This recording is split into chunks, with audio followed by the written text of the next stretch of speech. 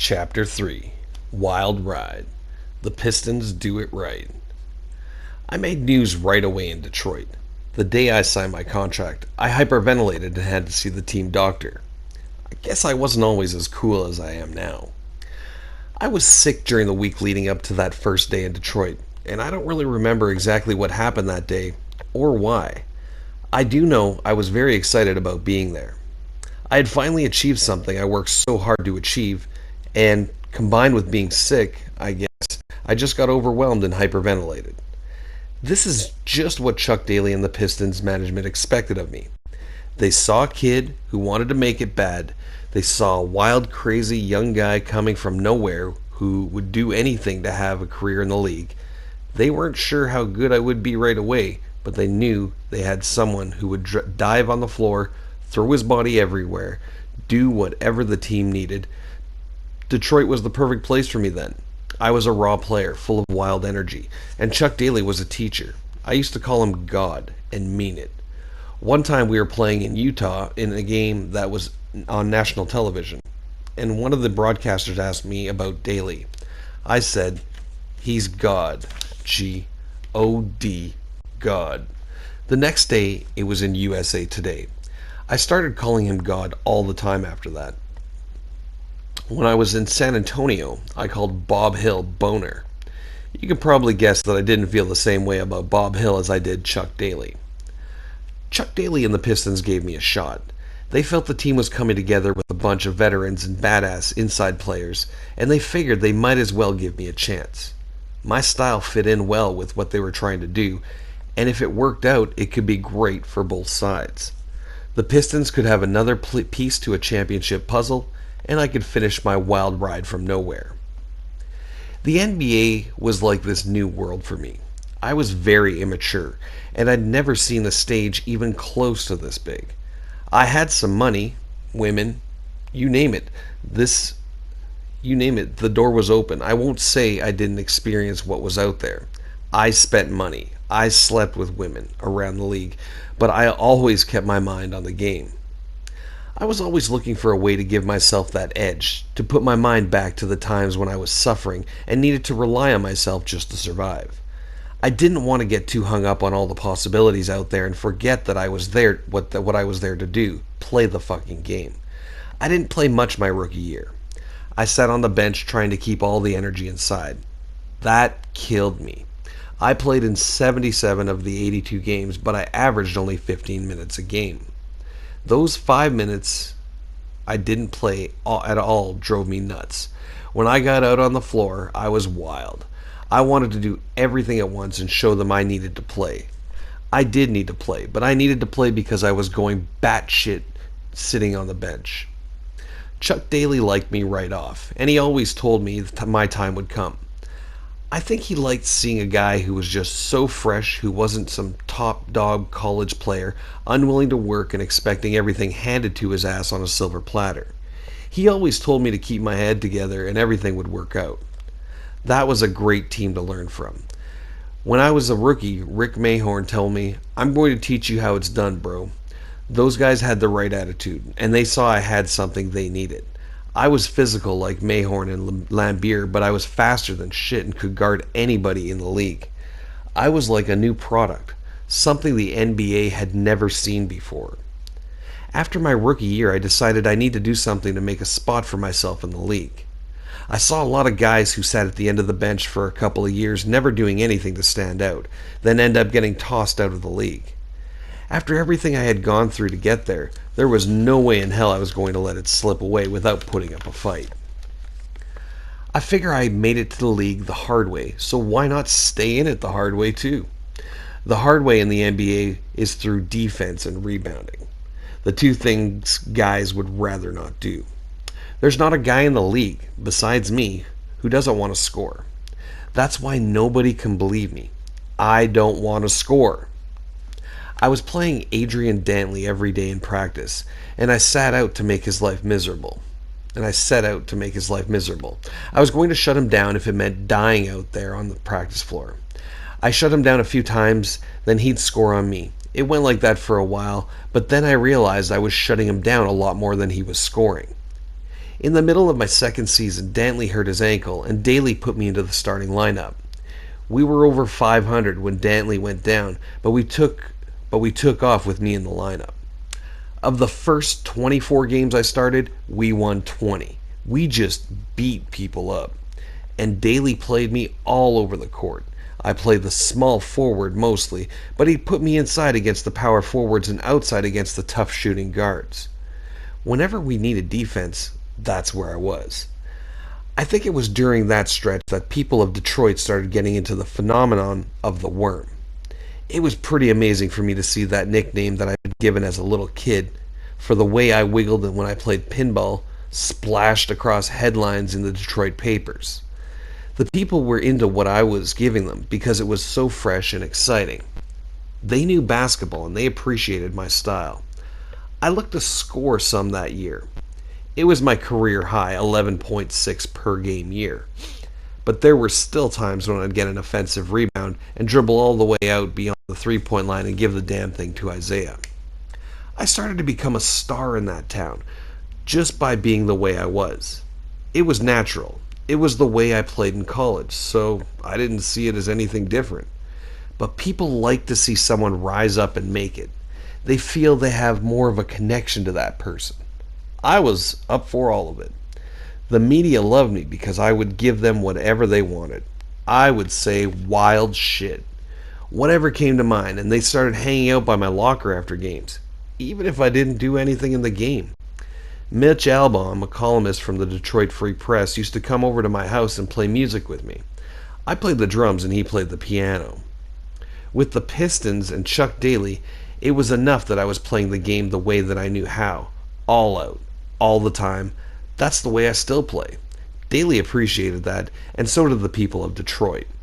It got to the point where I was the most popular player on the team.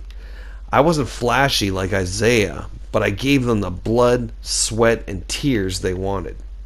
They loved me there because I was like them. I was like a factory worker who went out to work every day and performed in a role you couldn't do without.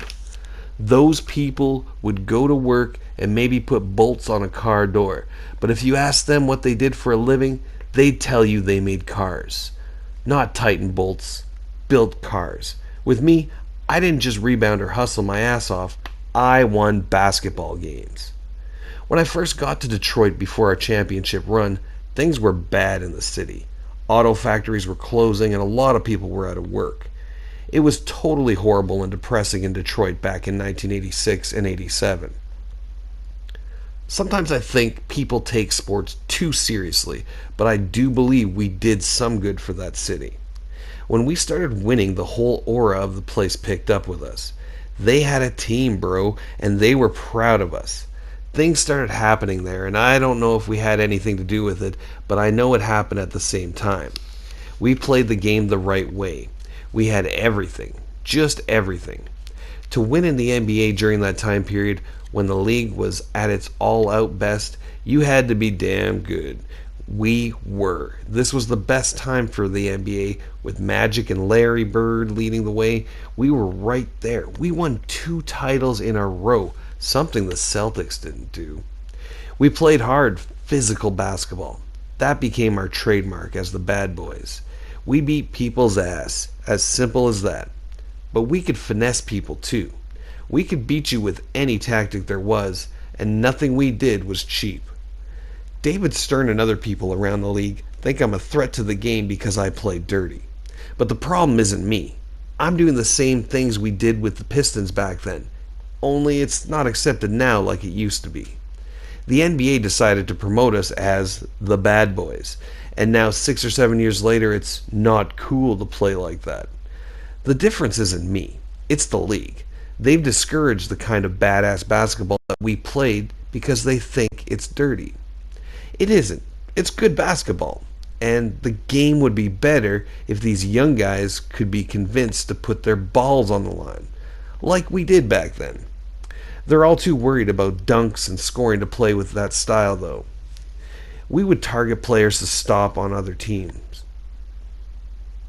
We would target players to stop on the other team. It was almost like a football mentality. Our strength was intimidating guys. taking them out of their game so we could run the game the way we wanted it to be run. We were smart about it too. We knew we weren't going to stop Michael Jordan. We let Michael Jordan score his 40 and shut down Scottie Pippen and everybody else. We'd target Pippen and make sure Michael didn't have much help. We'd say, "Go ahead, bro. If you're good enough to beat us by yourself, it's all yours." Sometimes he was good enough. We usually wore them down. The only time the Bulls beat us in the playoffs out of 4 series was in 1991, when they beat us in 4 straight and ended up winning the first of 3 straight titles. There was a feeling out there that we tried to hurt people, but we never did. We were playing basketball. Believe me, if we had wanted to hurt somebody, we could have done it easily. We could have had players going to the hospital all fucking night with the guys we had on our team. We were not only big enough and tough enough, but we knew how to hurt people. There was some street tough shit on that roster. Everybody hated Lambier though. He loved that role. Anybody who has ever played the game wouldn't want a guy like Lambier on their team. He didn't have a fear in the world. He didn't care who the fuck it was he was knocking down. He didn't care if you were black or white or somebody or nobody. He was going to knock the shit out of your ass, and then he was going to finish it up by spitting on you and cussing your ass out. He was something else, bro, and everybody in the league hated his ass for it. Lambier would stomp on a guy and make him feel like shit. Then the next time he'd play that guy, we'd be standing out there for the tip-off, and we'd hear Lambier telling the guy, "Remember what I did to your ass last time? Well, get ready, because I'm about to do the same thing all over again." His problem was he never tried to hide anything. He was always spotted doing shit in the wide open. Everybody in the league knew what he was going to do, but everybody in the league also knew that there was a guy on their own team trying to do the same thing, who just wasn't good enough. Lambier played the white men can't jump role perfectly, but he could play the game. He was one of the best shooting centers in basketball, and he hit the big shot for us all the time. He was more than a thug, but that's what he'll be remembered for. Robert Parrish will be remembered for scoring points and being part of that Celtics front court with Larry Bird and Kevin McHale. But Robert Parrish did just as much shit as Lambier did. Parrish was just smarter about it. He did it when nobody was looking, but Lambier didn't give a shit if anybody was looking. He was more open about it, so the NBA kept watching him and sitting on him. Lambier was in his own world on the court. He was a cool guy to us off the court, but he still had that look in his eyes. People would come up to him and ask for his autograph, and he'd look down at them and say, "Fuck off." That's the way he was. That was Bill Lambier. We lived for the playoffs in those years. We started out with a plan at the beginning of every year, and we weren't going to accept anything less than a trip to the finals. We won 2 in a row after losing in 1988, and except for a bad call on Lambier, he supposedly fouled Kareem Abdul-Jabbar in the last minute of Game 7 against the Lakers in 1988. Except for that, we would have won 3 titles in a row, just like the Bulls did to start the 90s. You can't play the playoffs at the same speed as regular season. Just can't be done, bro.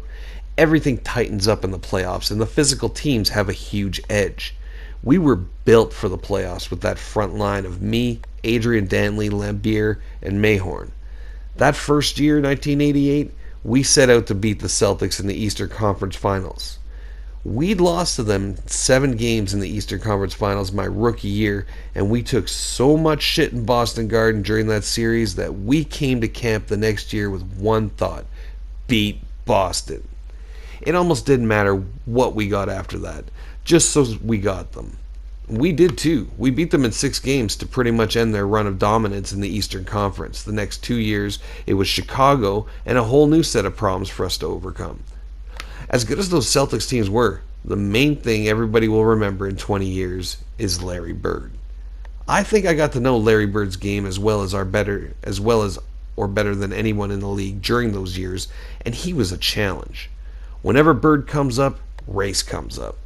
White people like to see him hanging with the black dudes because he was one of the only guys who could do it at the highest level. I made this mistake of bringing up race after the 7th game of the Eastern Conference Finals in my rookie year.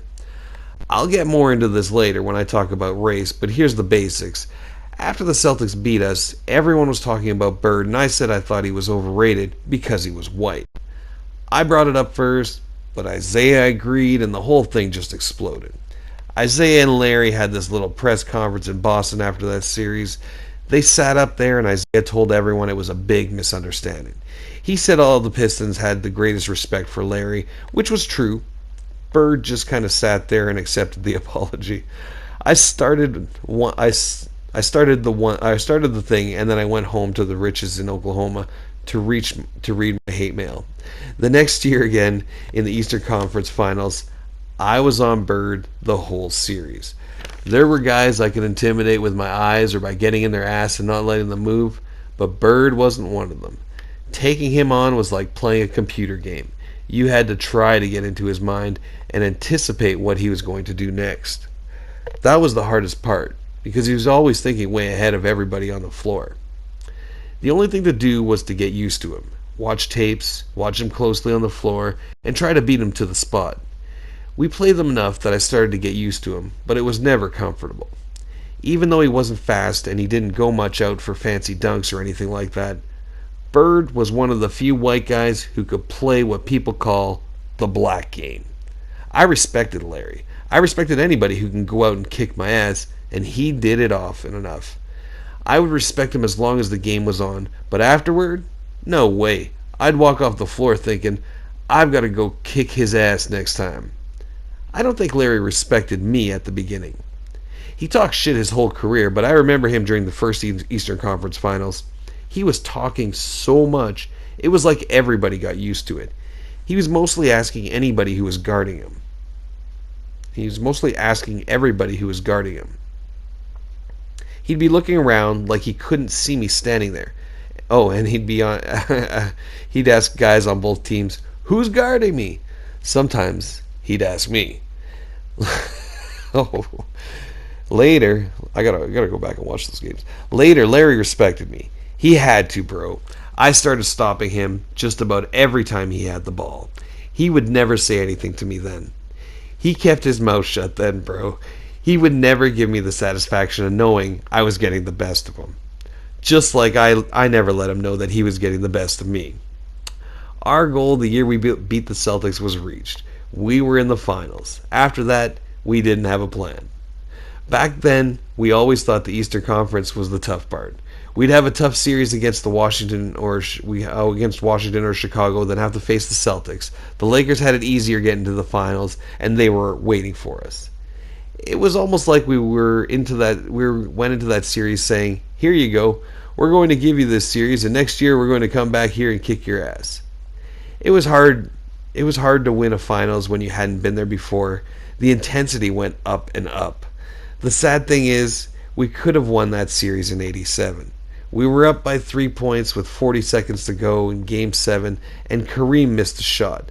It came right down to me, and we were ready to run out the clock. Then the whistle. Foul on Lambier. Lambier was 2 feet away from Kareem. There was no way, bro. Kareem hit 2 free throws. We missed a shot. They hit 1 to win it. That was it.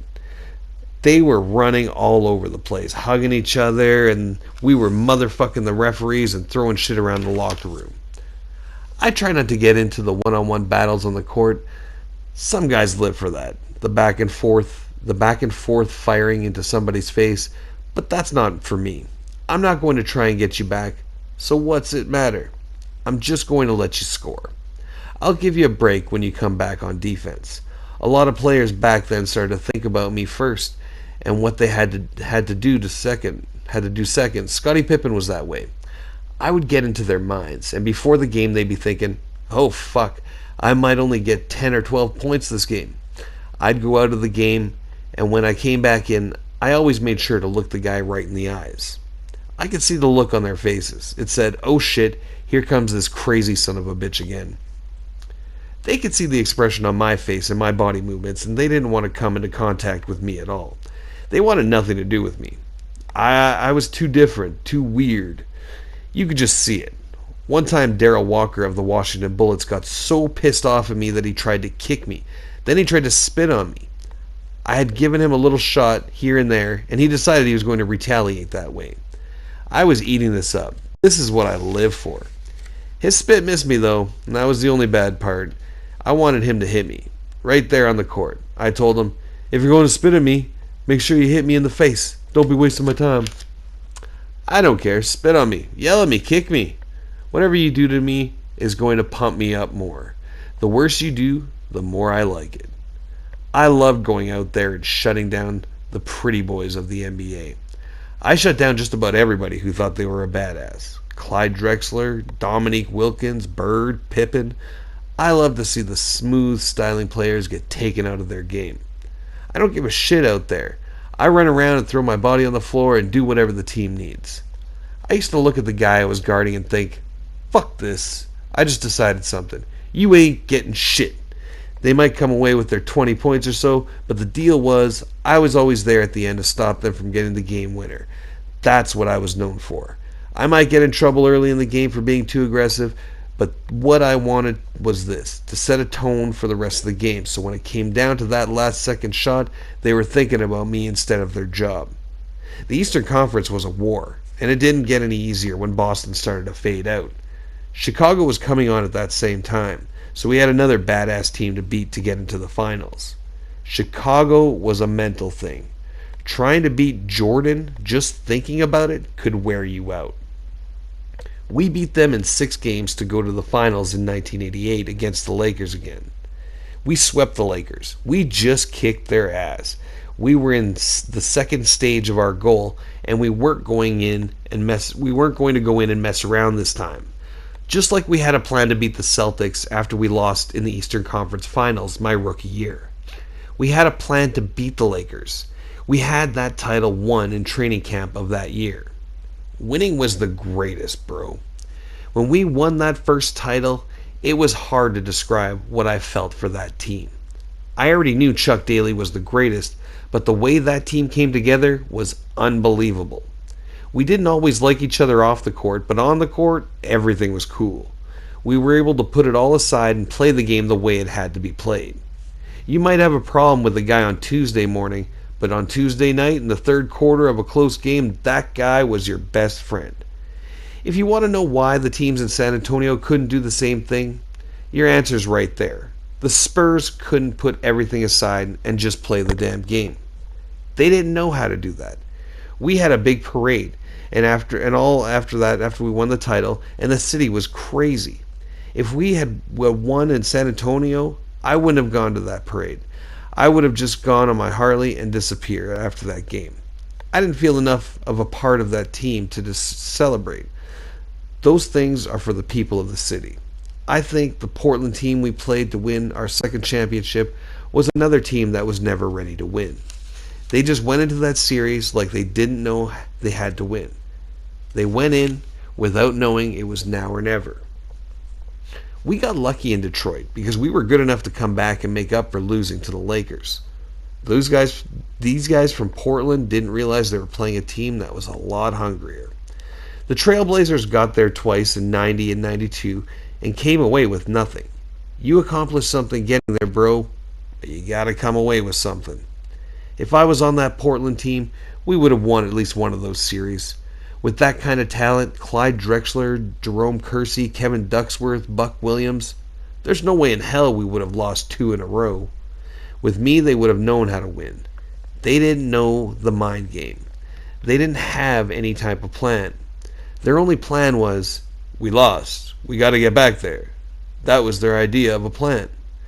They had athletes and physical tools, but that's not what the game's all about once you get to the finals. Once you get there, it's all about which team has its mind right. I was glad to see Drexler get his ring with Houston in 1995. I think he persevered through all the bullshit in Portland, then he got an opening and walked through it in Houston. He showed some toughness people wondered whether he had. That series against the Blazers wasn't very memorable. There aren't many things that stick with me except something Clyde said after Game 2. I bet as soon as he said it, he wished he could have had it back. Portland won the second game in Detroit, and Clyde popped off after it. We're not coming back to Detroit, he said. Bro, Clyde was right on. We didn't come back to Detroit. We swept them 3 games in Portland and had ourselves another ring. The year we won our second title was the year I won my first Defensive Player of the Year award. They presented me with the trophy at a banquet, and when they gave it to me, I cried. I couldn't believe this was me. To me, that was a sign I had made it all the way from nowhere. I had set out to play defensive and rebound, and I was recognized as the best defensive player in the NBA. As I stood up there receiving the award, I thought about how far I'd come and how many people helped me get there. When all that comes rushing back to me, I can't hold it in. The difference between Durant, Oklahoma, and the NBA is about as big as you can ever guess. It's like going from a closet into a mansion, and I wasn't ready for all of it. Some of the stuff off the court I just had to experience for myself. Nobody was going to be able to tell me what to do or what not to do. I had to find my own way and make my own mistakes. I did all right with the girls in college, but this was a different league, bro. The women were everywhere, and it was like there were no rules. Other players would tell me where to go in certain cities and where not to go, and sometimes there would be guys whispering in my ear saying, "Don't do this, Dennis.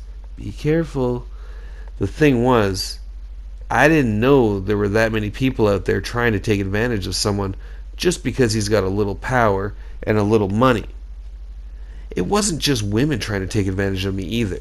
Sometimes I'd go to a club or a party, and someone would just come up to me and hand me some marijuana, or try to get me to do some cocaine. A bunch of times people would come up to me and hand me a little piece of paper and tell me to put it on my tongue. I remember the first time that happened. I asked someone what the fuck it was. He said, "You don't know? That's acid, bro." I threw all that shit away. I guess people thought because I looked different and acted wild that I must do drugs. They still think that way. Even though everybody knows who knows me, I'm the last guy who's going to start doing drugs. I've got enough problems keeping myself under control without putting some shit in my body that's supposed to make me wild. I do all right on that without any help. It's the same idea as people buying you a drink when you're in a bar. They just want to be able to tell their friends that they bought Dennis Rodman a drink, and then we drank together. That happens all the time, and it's no big deal. On our one trip to Sacramento my rookie year, I met a model named Annie Bakes in a bar after the game. This was the second year the Kings were in Sacramento, and the city wasn't anybody's favorite stop. There wasn't much anything to do, and the hotel was kind of out of the way.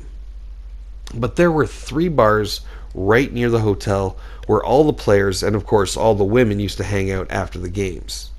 I was still naive about all this NBA stuff. I was right out of Oklahoma, and I was still pretty innocent. Annie and I got along great. We hung out, slept together, the whole thing. We saw each other a few times after that, and the next year, she was pregnant. My daughter Alexis was born on September 28th, 1988. Annie and I didn't get married because I didn't think it would work out. It just wasn't right. I loved my daughter and tried to see her as much as I could, but I didn't think I could go through with the marriage. I think marriage and athletes is a bad combination. There are too many diversions for an athlete to make a marriage to work. I'm not saying all athletes' marriages are bad, because there are a lot of guys who are faithful and happy. Most of the time, though, the circumstances don't allow you to be married and happy because you haven't fulfilled all of your fantasies. The doors fly open when you're a professional athlete. Everybody wants a piece of you. Women are everywhere, just asking to be taken home and fucked. It's very difficult for a human to sit there in a room with all this going on and not give in to the temptation. If you're sitting at home with your wife, you know there's something waiting just outside that door, and you can't help but think about it. It takes a strong man and a strong woman to make it work. But we did get married eventually. We were in Lake Tahoe in September of 1992. This was just before training camp opened in my last year with the Pistons. We were at a hotel in Tahoe, Alexis, Annie, and me, and Alexis kept asking, "Daddy, when are you going to marry Mommy? Daddy, will you please marry Mommy?" What could I say? My daughter's almost 4 years old, and she's begging me to marry her mother. It's hard to keep saying no, no, no, no. So we got married right there in Tahoe. 82 days later, it was over. We never should have gotten married. We weren't right for each other. Of the 82 days we were married, we were together for about a month. She'd live with me in Detroit for a couple of weeks, then something would happen and I'd send her and Alexis home to Sacramento for a couple of weeks. Then they'd come back. We repeated that a few times. It was not a marriage like most people think of marriage. We were married for the child, and I think I should have known that it wasn't going to work out in the long run. We had our own relationships outside the marriage. I can't say too much about that because I was as much at fault as Annie was. I'll put it this way. I think Annie did her share of window climbing, and I did my share of door cracking. I think we both did our share of sneaking out. I wasn't hiding anything from her. She knew what was going on, and so did I. I don't want to go any farther with it than that, because we had no business being married in the first place. I should have figured from the start that my marriage wouldn't work, because I married for the wrong reasons. I got married for the good of my child. Part of me, though, thought everything could be all right if I went ahead and did this. I thought maybe everything could work out. My daughter is beautiful and I love her, but it didn't do her any good to have us married for that short time. I should have known better. We were back and forth the whole time.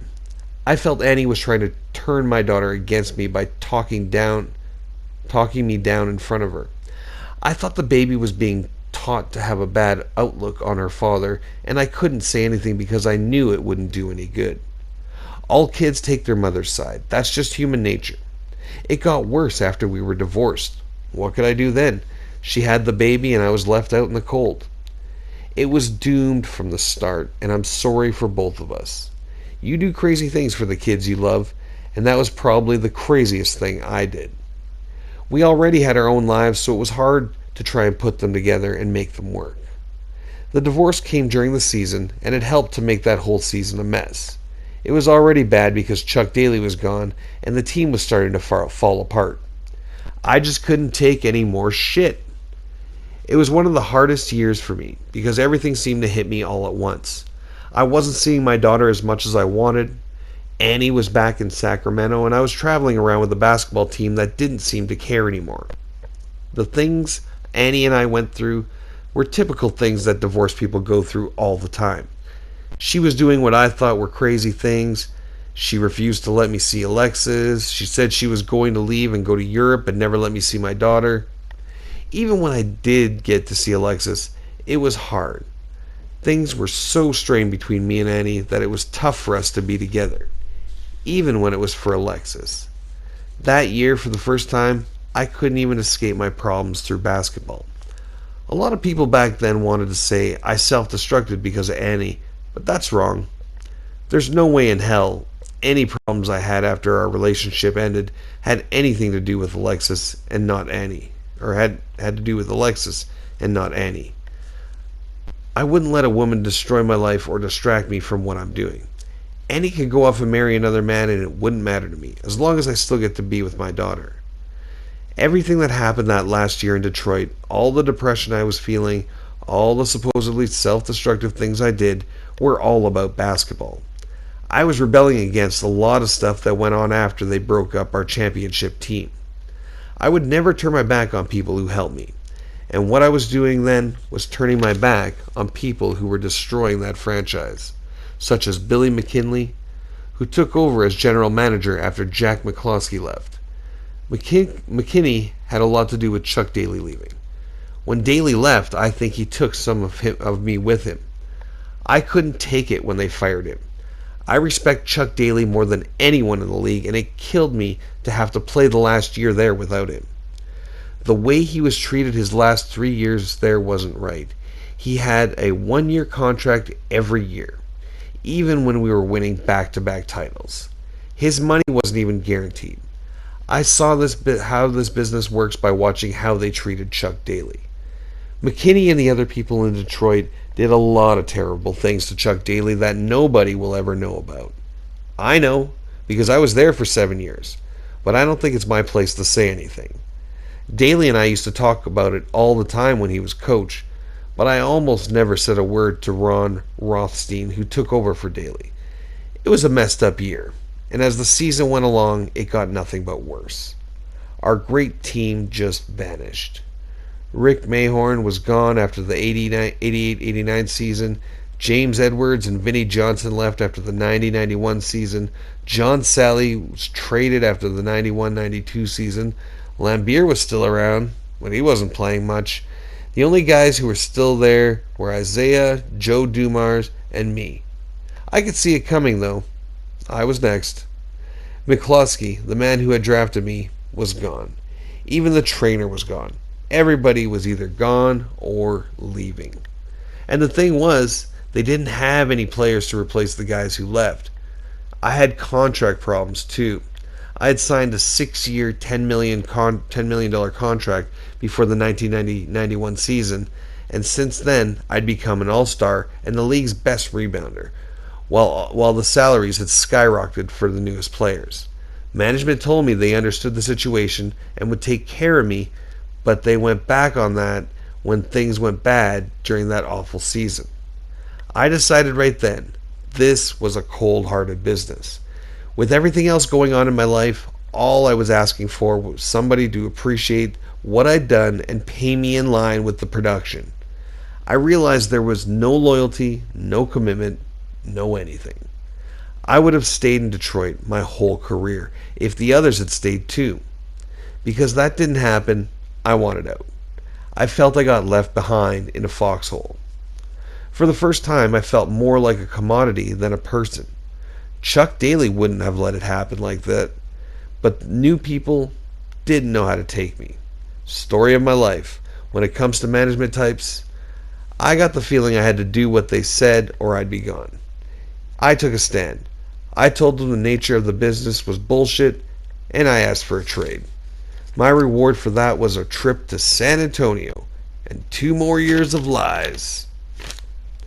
Toward the end of that final season in Detroit, I ended up in my pickup in the parking lot of the Palace, staring at the rifle and listening to Pearl Jam. My marriage was pretty much a fatal attraction from the beginning. Not because Annie is violent, she's not, but because it wasn't right from the start. Then, like all divorces, it seems like all this evilness comes out and makes it harder still. The child should be the main thing, but all of a sudden the money takes over and becomes the most important thing. I won't deny that the marriage changed me. It changed the way I looked at people, and it changed the way I decided whether to trust someone. It changed the way I think about women and relationships. It put a force field around my whole life, and it made me distrust everything about this game and the life it provides for you. I think I got used in the marriage. I think I got tricked into the marriage. I think it was a setup from the start. I got used within the system. There's a woman who supposedly loves you, and then all of a sudden she turns around and tries to take every dime you've got. Why? Because it belongs to her all of a sudden. After 82 days of marriage? No, it does not. Lord knows any man who doesn't take care of his child is stupid. I give her $10,000 a month. Is that all going to my child? No. It's all right to provide the woman with a comfortable living for a short period of time. Then after a while, the woman has to take responsibility and stand on her own 2 feet. When you start taking care of the child and taking care of the woman for life, that's another story. She shouldn't have what the man has, because the man made it where he is without her. I've got a reward out of my relationship with Annie, and that's a beautiful little girl. I don't see her as much as I would like, I admit that, but there have been things that have made it hard. Things I have no control over. I've got this beautiful daughter, and sometimes I feel like I just pay rent. One of my favorite Pearl Jam songs is called Daughter, and one of the lines in it is a daughter telling her father, "Don't call me daughter." That song really hits me, because I could write a song about me and my father where I would say, "Don't call me son." When I listen to that song, I think about Alexis every time. I'm afraid it's a cycle, and I'm afraid someday Alexis is going to say the same thing to me.